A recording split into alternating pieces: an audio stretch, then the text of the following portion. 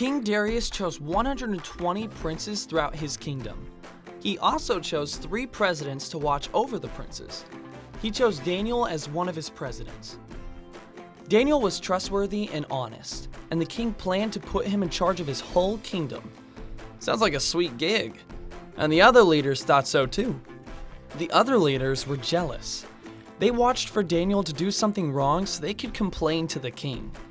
Soon, they realized that they would never find anything against Daniel unless it had something to do with his God.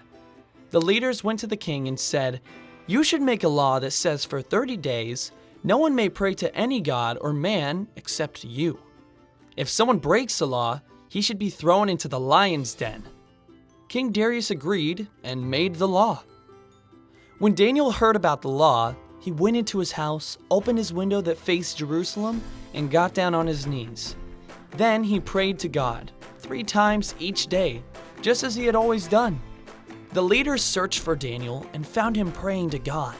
They hurried to the king and said, "Daniel has ignored you, the king. He prays 3 times each day to his God." The leaders insisted that the king throw Daniel into the lion's den.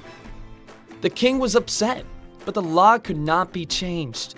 As Daniel was thrown into the den, King Darius said, "May the God you serve rescue you." A large stone was placed over the opening, and the king sealed the stone with his ring. The king could not sleep all night. The next morning, he hurried to the lion's den and called to Daniel. Daniel was alive and safe.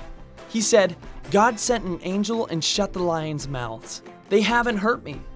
King Darius was overjoyed and gave orders to take Daniel out of the lion's den. The king wrote a new law that said people in his kingdom should worship Daniel's God because he is the living God, and he rescued Daniel from the lions.